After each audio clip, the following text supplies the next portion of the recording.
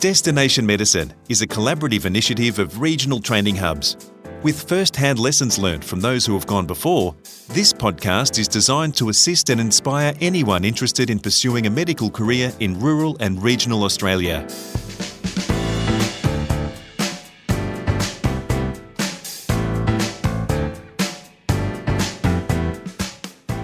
Welcome to Destination Medicine. I'm Nicole Goodman. For the past 7 years, Dr. Sarah Moore has been living and working, very happily, in the regional town of Busselton in Western Australia. She's an integrative GP obstetrician, and she's so much more besides. She's also a medical educator and researcher, a mentor to others, and she's a wife and mother of 2 young children. Her life is busy, and her career is fulfilling. But while she may have found a base in Busselton now, it wasn't always so, as she travelled far and wide to pursue her passion for obstetrics while always remaining a GP at heart. Choose your own adventures and take opportunities where they arise are just some of the mantras she's coined to describe her career journey, and it's been quite a trip, as she explains to Heather Dawson shortly. To start, when did Sarah first realise that she wanted to study medicine, and as a rural GP?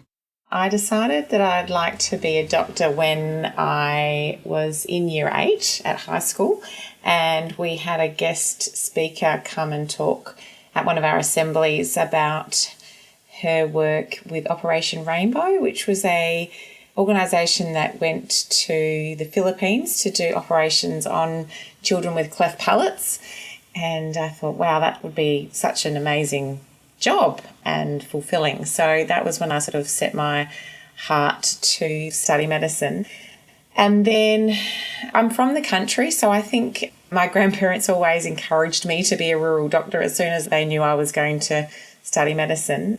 We moved to the city when I was 9, so I spent a reasonable amount of time in the city and studied at UWA. But I guess I applied for a John Flynn scholarship when I was in second year of med school. That took me out to Southern Cross and also down to Denmark in rural WA. And I had some very wonderful experiences on both of those placements, which really, I guess, planted the seed. And then when I was in 5th year, I had the opportunity to spend 3 months in Kalgoorlie with the very first WA Rural Clinical School placement.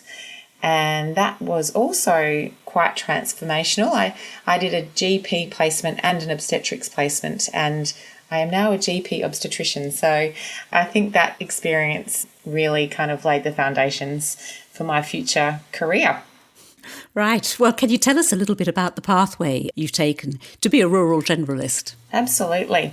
So once I finished in Kalgoorlie in 5th year, I then had the opportunity to return in my final year for my rural GP placement. So I went back to Kalgoorlie for another month and spent time at the Aboriginal Medical Service there. And I think just having connections in the country with rural doctors and rural people meant that I just maintained that connection and was always sort of being encouraged and had the opportunity to ask questions and be guided. So then I did my internship at Fremantle Hospital in Perth and did a second year there as well. And then I decided I wanted to go exploring. So I actually went up to Darwin for 12 months and I spent 3 months in Katherine, which is quite rural and remote, and then finished the year at the Darwin Hospital and fell in love with obstetrics and gynecology again, and then decided, okay, well, if I want to do this training, I probably need to start really getting the experience. So I applied to the GP training program at that point, and I came back to Kalgoorlie and worked with my supervisor, Phil Reid, who had mentored me as a medical student and who was also a GP obstetrician. So I spent 6 months in Kalgoorlie, but I'd loved my time in Darwin and had a friend in Kununurra, so I applied to go up to Kununurra and I did 6 months at the Aboriginal Medical Service there. And I did a lot of women's health and antenatal care, and at that point realised I really needed to do a bit more training in that area. So I actually came back to Perth and did 6 months at King Edward, which is the tertiary women's hospital in Perth.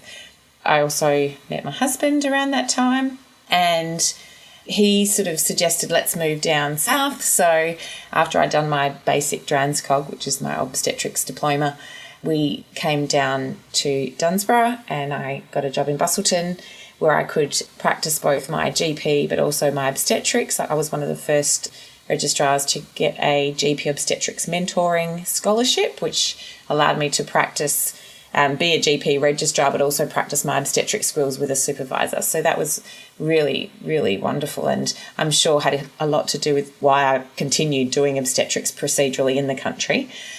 And then we stayed on for another year. I finished my fellowship with RACGP, but I was keen to go travelling. So my husband and I went to South America for 6 months. And then when we got back, we moved back up to Broome.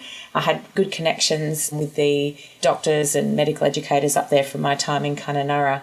And I actually completed my 12 months of advanced skills in Aboriginal health at the Aboriginal Medical Service up there. And I also was able to continue doing some obstetrics at the same time. Got pregnant, came back to Perth, had our first baby, and then was actually offered a job, a brand new job with WA Country Health in their postgraduate medical education unit. So with a, 6-week-old baby, I started that new job. And I guess I brought to that job my experience having worked all over rural WA, but also I guess having really good connections with the different doctors and educators and administrators. So we were basically setting up the postgraduate medical education unit for WA Country Health, which had never existed prior.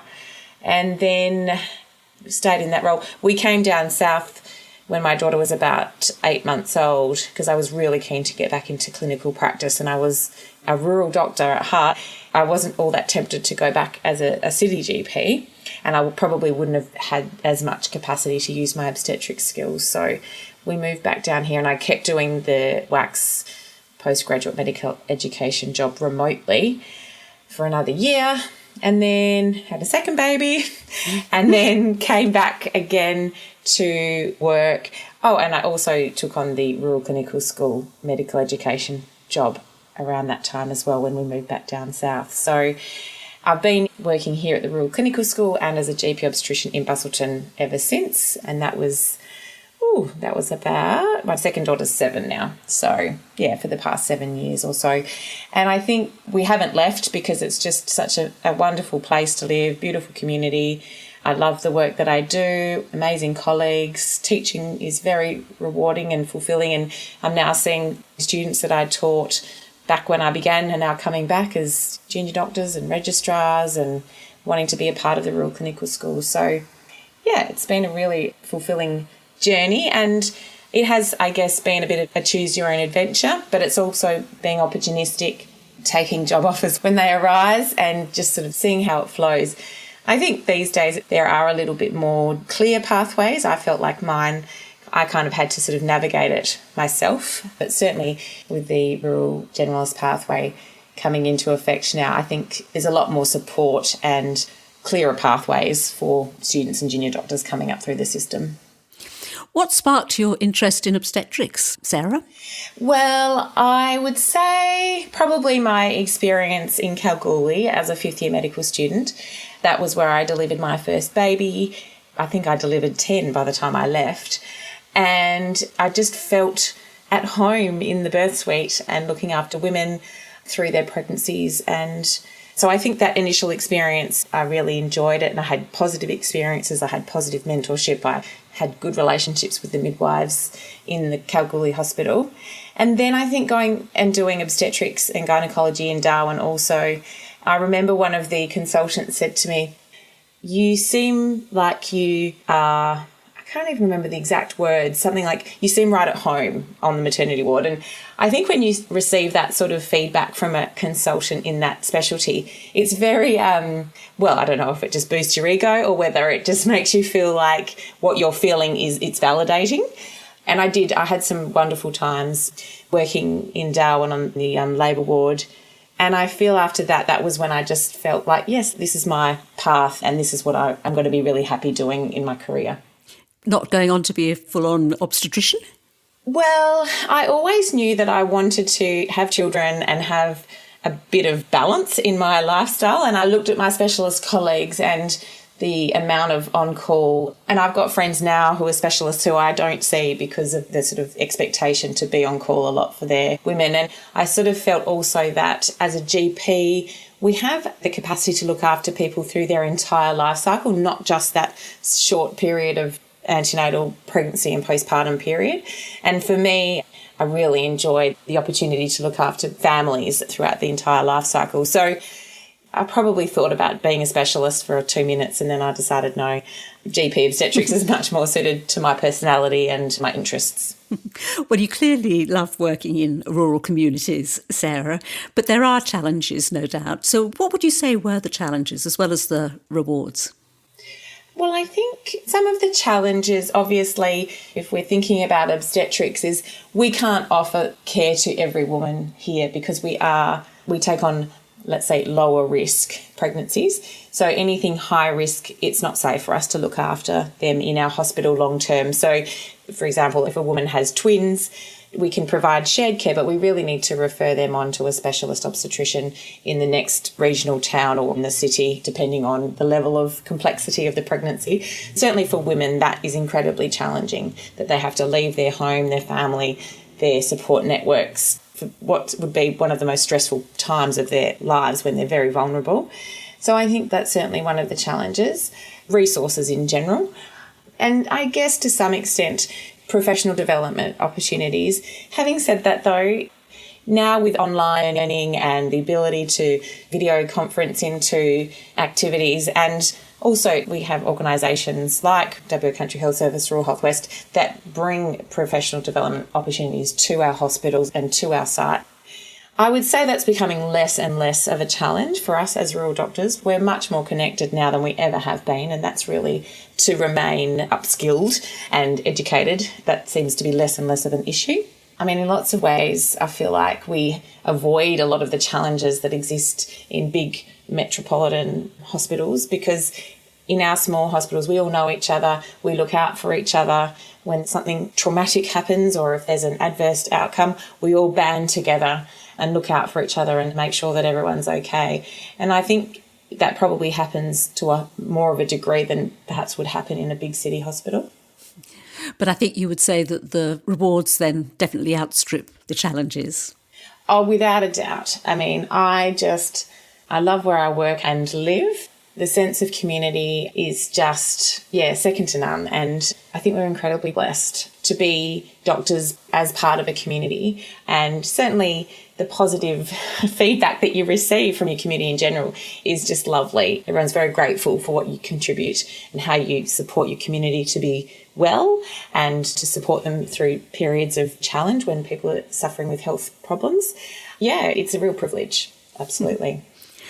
So what advice would you give to junior doctors or medical students about considering a career as a rural generalist?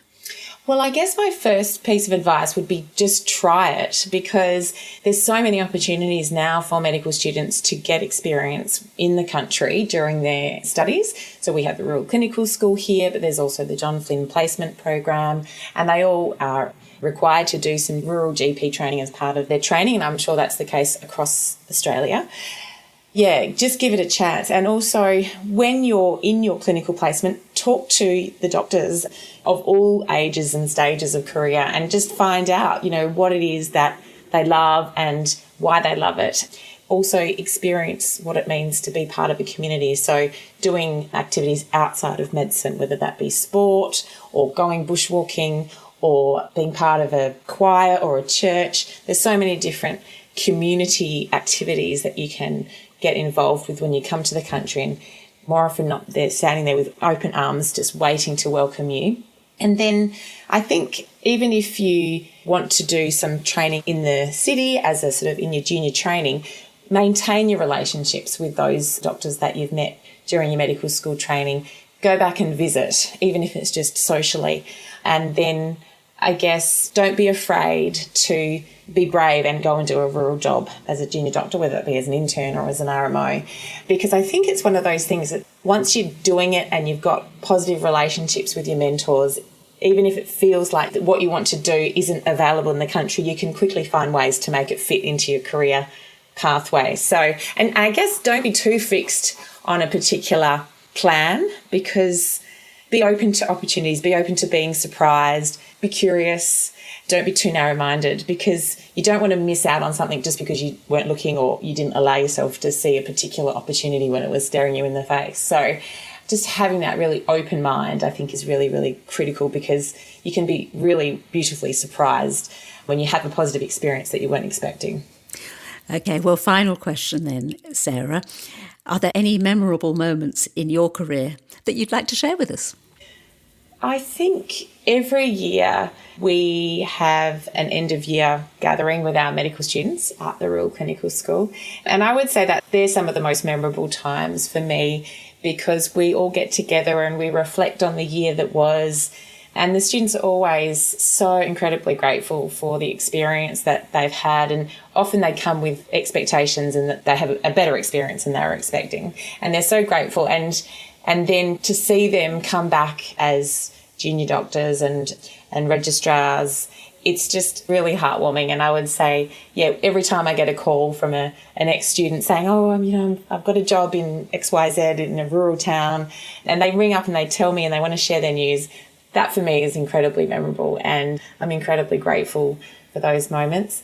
The other thing, I guess, it's really, I wouldn't be able to say one particular birth is the most memorable, but every single birth that I attend at the Busselton Hospital is incredibly, it's such a privilege, and no matter what the outcome, I feel so blessed and grateful that I can work in a role which is just so fulfilling. Yeah, I would probably say they're the things that really make my job memorable. Dr. Sarah Moore, GP Obstetrician based in Busselton WA. This is Destination Medicine. Thanks for listening. Regional training hubs are supported by funding from the Australian Government under the Rural Health Multidisciplinary Training Program.